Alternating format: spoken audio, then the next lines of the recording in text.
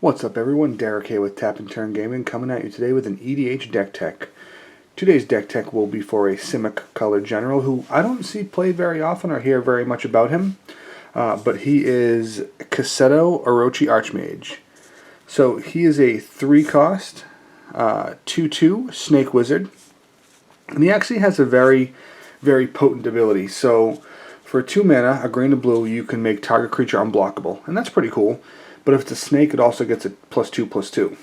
So there's a lot of things you can do with that. A lot of combat tricks you can put into play with that. You can go straight forward, pay the 2, make your guy unblockable and attack.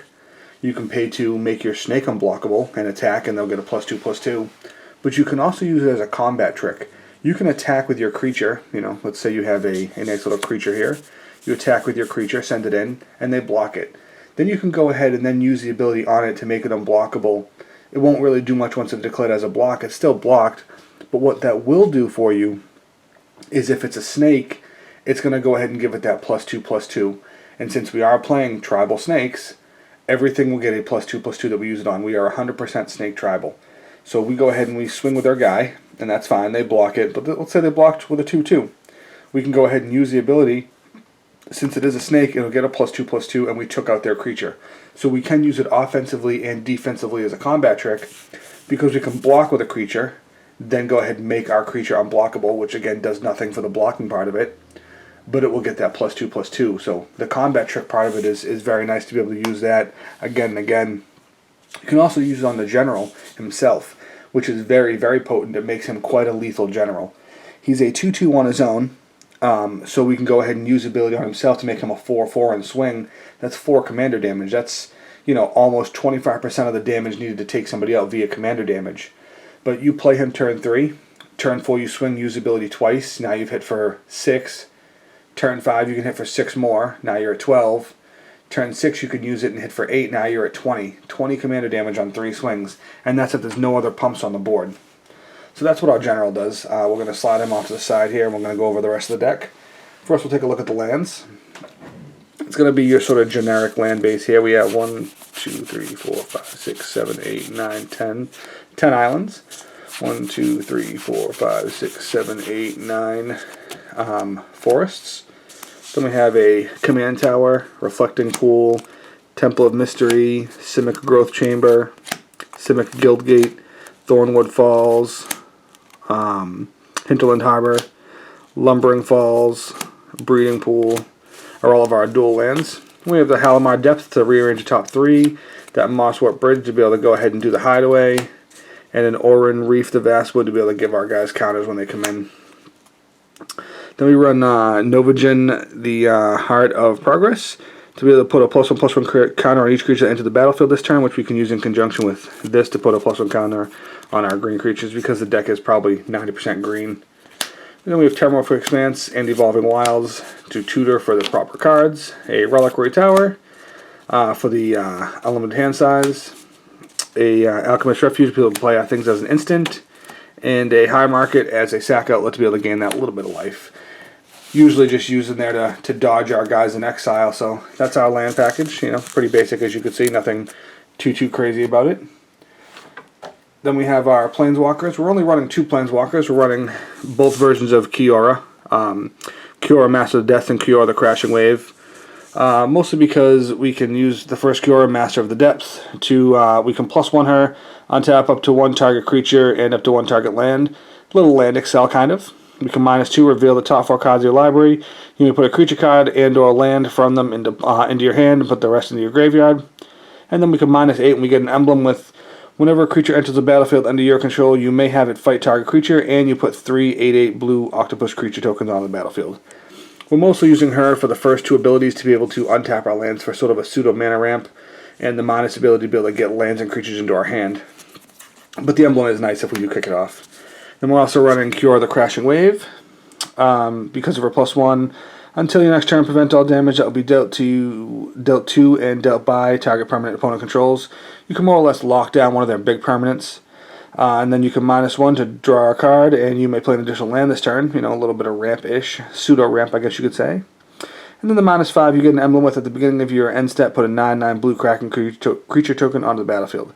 I really like this emblem more than the other one. While the other one does give me 3 8/8s, you know, if they destroy those 3 8/8s, they're gone. And the fight part is nice if we want to use it, but our creatures are kind of small most of the time, so the fight won't be very good for us. But this ability where we get a 9/9 every turn, it can become oppressive very, very quickly. And once you start getting a few 9/9s and you build her up again and ultimate her again, and you're getting 2 9/9s a turn, or 3 if you get a third emblem, it can really be pretty potent. Then we have our artifact package. So for artifacts, we have Orochi Hatchery, which is an XX artifact. And it says, so you cast it for XX, and it says Orochi Hatchery enters the battlefield with X charge counters on it. You can tap 5, tap it, and put a 1/1 green snake creature token on the battlefield for each counter on it. Now, a lot of times we're going to be playing this for probably about 4 to get 2 counters on it, or 2 to get 1 counter on it. Even 5 mana to generate the 1 token isn't too bad if you can do it repetitively. And then late game we can play it for 10, 12 mana to get 5, 6, 7 tokens on there. So early game it can help us apply some pressure. Late game it can really just help us seal the deal. We have a Soul Ring, a Simic Signet, a Simic Key Rune, and Ashnod's Altar. A Riptide Replicator, which is pretty fun. So Riptide Replicator is a 4 and X artifact. It says, as Riptide Replicator comes into play, choose a color and a creature type. So we would probably choose green snakes. Riptide Replicator comes into play with X charge counters on it.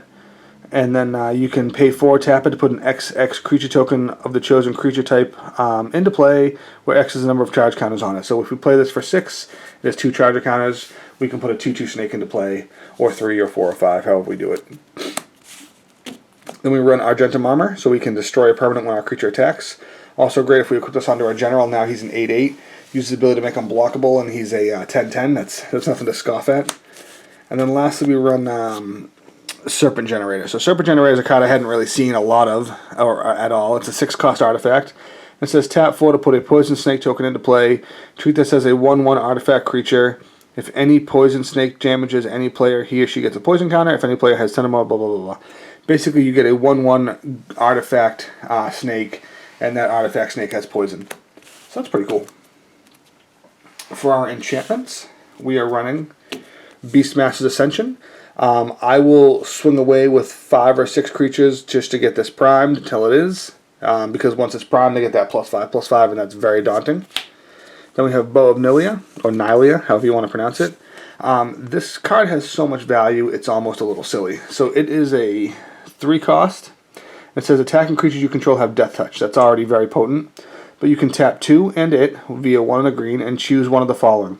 Put a +1/+1 counter on target creature, or Bow of Nylea deals 2 damage to target creature with flying, or you gain 3 life, or put up to 4 target cards from your graveyard on the bottom of your library in any order. So just the straight value this has is awesome. Then we have Snake Pit. Snake Pit's pretty fun. It's a 4-cost enchantment that says whenever opponent plays a blue or black spell, you may put a 1/1 green snake creature token into play. It's just pretty cool because playing EDH, you're bound to see blue or green. Blue or black. Defense of the Heart to be able to tutor out for 2 creatures, always awesome. And then lastly, our last enchantment is Bident of Thassa, a 4-cost enchantment. It says whenever a creature you control deals combat damage to a player, you may draw a card, and you can pay 2 and tap it to creatures your opponent controls attack this turn if able. So you can force your opponents into attacking, so that way you can get a swing. But we're really just using it not so much for its second ability, but just for that first ability, that whenever we deal combat damage, we draw a card in conjunction with our general to make guys unblockable. So pretty fun. Then we have our instants, which will be a lot of removal. So we have Reality Shift, Cyclonic Rift, Capsize, Void Shatter, Fairy Trickery, Dissipate. Now you'll notice these are the only 3 counter spells we're running. Let me go over these again. We're running Dissipate, Fairy Trickery, and Void Shatter, all because they exile the spell. There's a lot of recursion that goes on in EDH through the graveyard, so those 3 in particular are going to allow us to be able to go ahead and exile the spell, and it's a gone problem.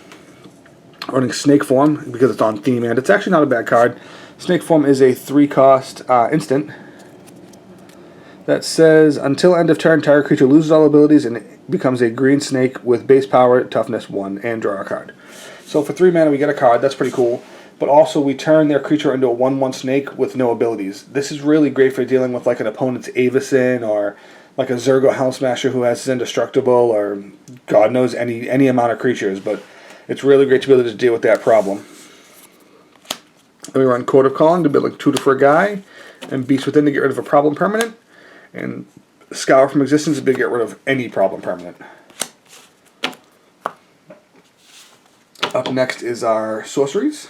So for sorceries we're running Time of Need, Regrowth, Curse of Swine, Kadama's Reach, Nissa's Pilgrimage, Cultivate, Genesis Wave, Sasuke Summons, sorry for my stutter, Recollect, Sky Shroud Claim, Bramble Crush, Nissa's Expedition, Desert Twister, Seasons Past, See the Unwritten, and Tooth and Nail. So, you know, a lot of basic stuff. Let's just like some creature tutors, some ramp, and some destruction, because we're going to be able to get rid of them permanents. So up next, we have our creatures.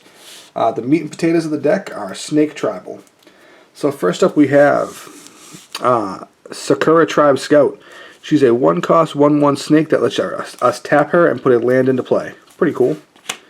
Then we have Deathhood Cobra. I'll bring him a little closer. So we have Deathhood Cobra. He's a 2-cost 2/2 snake that we can pay 1 green to give him reach and pay 1 green to give him Death Touch. Pretty awesome.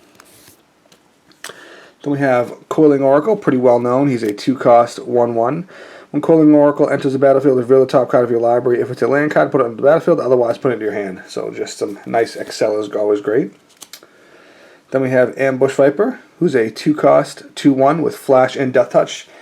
This guy is basically just going to be used for us as a kill spell. We're going to flash him in most of the time when the opponent's attacking to flash him in as a blocker and just take out their guy. And it's very effective. Then we have Tangalasp. He's another 2-cost. When Tangalasp blocks or becomes blocked by a creature, destroy that creature at the end of combat. Sort of just like another kill spell for us. Sakura Tribe Elder, everybody knows what this guy does. You can sack him for a land. Then we have Hooded Hydra. This is a green X Snake Hydra. He comes into play with X 1/1 counters on him. When he dies, you put in a 1/1 snake for every counter on him. He has Morph, and if you morph him up, you get 5 counters, but we'll generally play him face value with a high number of things. Then we have Kashi Tribe Elite. This guy's actually pretty cool. He's a 3-cost 2/3 Snake Warrior. And it says, legendary snakes you control can't be the target of spells and abilities. So as long as he's on the board, they have to target him before you're... get rid of him before they can get rid of your other guys. It says, whenever Kashi Tribe Elite deals combat damage to a creature, tap that creature, and it doesn't untap during its control's untap step. So you can really slow them down. Then we have our first legendary snake who isn't the general, Shizuko Collar of Autumn. 3-cost 2/3 Snake Shaman. At the beginning of each player's upkeep, that player adds 3 green to his or her mana pool. This mana doesn't cause mana burn, and it doesn't empty pools between phases. So just a little mana Excel for us. Then we have Lore Skill Kotal, a 3-cost 2/2 that says whenever you draw a card, put a +1/+1 counter on him. He can get rather big rather quickly. Then we have Winged Kotal, a 3-cost 1/1 with Flash, Flying, and Death Touch. He serves a similar value for us as Ambush Viper, where we just cast him, flash him in to be a blocker and take somebody out. We have a flip card here. We have Orochi Eggwatcher, is a 3-cost 1/1 that you can tap 2 and a green, tap it, put a 1/1 green snake onto the battlefield. And if you have 10 or more creatures, you flip it. When you flip it, it becomes Shadako Broodmistress, and you can pay 1, sacrifice a creature, and target creature gets +3/+3 till end of turn. So this is more or less like a token production creature for us / win con when we flip her. Ideally, if we do flip her, we're going to attack, make them unblockable, sacrifice like 3 or 4 creatures so they can just get, you know, like a +12 or a +9 or something like that, and just do some massive damage. Then we have Aurum Viper. He's a 3-cost 1/3. It says when he deals combat damage to a to a creature, destroy that creature at the end of turn, at the end of combat. And whenever Aurum Viper deals combat damage to a player, you draw a card. Then we have Patagia Viper. He's a 4-cost 2/1 with Flying, and when he enters the battlefield, put 2 1/1 green and blue snake creature tokens on the battlefield. When he enters the battlefield, sacrifice him unless blue was spent to cast him. So, I mean, he costs 4. If you spend at least a blue, he's nice. He comes in for a total of 3 creatures. Mystic Snake is a 4-cost 2/2 with flash, and when it comes in, we counter a spell. So, I mean, you're mostly just going to play this guy to counter the spell, and that's it. You're not going to play him if there's no spell to counter. Another one of our legendary snakes, Sasuke is the son of Shishiro. He's a 4-cost 3/4 snake warrior. It says other snakes you control get +1/+0. Whenever a warrior you control deals combat damage to a creature, destroy that creature at the end of combat. So a lot of our offensive snakes happen to be warriors, and even if they don't, he still gives them that +1/+0. Then we have Kaseto Whispering Hunter. She's a 4-cost 2/2 snake warrior, so that's a warrior and a snake. At the beginning of your upkeep, sacrifice a snake. Whenever Kaseto Whispering Hunter deals combat damage to a player, that player skips his or her untap phase. So, I mean, you can really just lock someone down with this. If they've tapped out and you swing with this, they're going to be locked down and have pretty much nothing to do for a few turns until they can gather up some more lands to be able to play stuff. Up next we have Sachi, Daughter of Shishiro. It's a 4-cost 1/3 Snake Shaman that gives other snakes you control a +0/+1, and shamans you control have tap it to add 2 green to your mana pool. Then we have Sakiko, Mother of Summer. She's a 6-cost 3/3. Whenever a creature you control goes combat damage to a player, add that much green to your mana pool. This mana doesn't cause mana burn and doesn't empty your from your mana pool as phases end. So you can really generate a lot of mana very quickly with her. Then we have Sashiro the Anointed, a 6-cost 3/4 Snake Monk. Other snakes you control get +2/+2, and whenever a snake you control deals combat to a player, you may draw a card. And then lastly we have Patron of the Orochi. This is this is the only thing in our deck that is not a snake. As I said, this is 100% snake tribal. I would consider this part of the snake tribe because it does have snake offering. So I was not 100% correct, but I was like 98% correct. But this is an 8-cost spirit, 7/7 that has snake offering. So we can sacrifice a snake to reduce the mana cost of this, which is really fun. And then we can tap this to untap all forest and all green creatures and play this ability only once each turn. So that rounds off our creatures. This has been our Kaseto Orochi Archmage EDH deck tech for our tribal snakes. I have seen a few builds with him be Voltron or just blue-green control, but this really just is a sort of a casual tribal snake deck. So let me know what you think. This has been Derek with Tap and Turn Gaming. Please like, comment, and subscribe, and go ahead and hit that bell so you get our notifications when we upload a new video, which is generally 3 times a week. But yeah, we will catch you later with our next videos and more gameplays. Thanks a lot, and goodbye.